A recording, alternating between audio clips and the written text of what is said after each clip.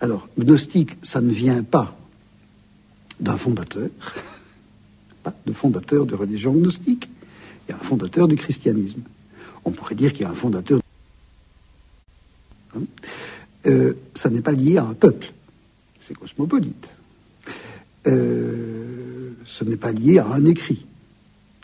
Ou alors, il y a beaucoup de gnosticisme. Ce n'est pas lié à un canon. C'est très difficile à définir, sinon par une pensée. On pourrait dire, ce sont des déviants chrétiens. Non, il y en a qui ne sont pas chrétiens. On pourrait dire, ça a des racines juives. C'est clair que les gnostiques valentiniens ont plus des racines platoniciennes. Alors, comment, dans cette poussière de groupes et d'écrits, ce que nous avons, nous, c'est les écrits, les groupes, nous ne les connaissons pas. Comment, dans cette poussière de groupes et d'écrits, pouvoir trouver un dénominateur commun qui nous permette de dire qu'il y a une sorte de mouvement. Peut-on reconnaître des marxistes ou des freudiens au XXe siècle et à quoi Ici, je dirais que à l'usage. On pourrait dire tout ce qui permet de grouper d'une manière cohérente des écrits en se basant sur leur structure permet sans doute de retrouver une pensée gnostique.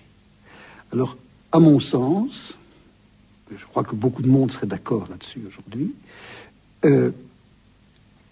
on peut appeler gnostique un courant religieux fondamentalement monothéiste, et donc qui a des racines lointainement juives en passant éventuellement par le christianisme.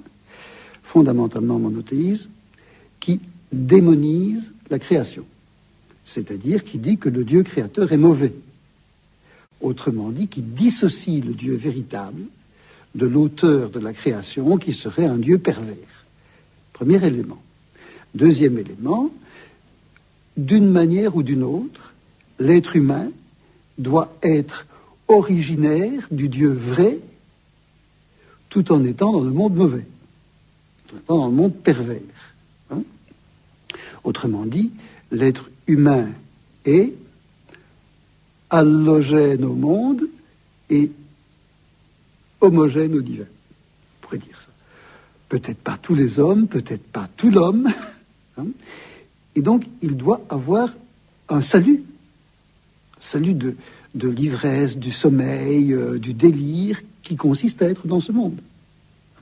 Et qui est l'oubli de sa véritable identité. Donc le salut, c'est de savoir sa véritable identité, qui est la gnose. On pourrait dire que autour de cette idée de la démonisation négative de la création, pas simplement à des miurges parce que Dieu ne peut pas se salir les mains, mais à côté de cette démonisation négative de la création et de cette affirmation de la connaturalité de l'homme avec le Dieu vrai, on peut dire que s'organisent alors beaucoup de mythes sur l'origine du monde, de mythes sur le salut, et que le christianisme va se trouver impliqué là-dedans.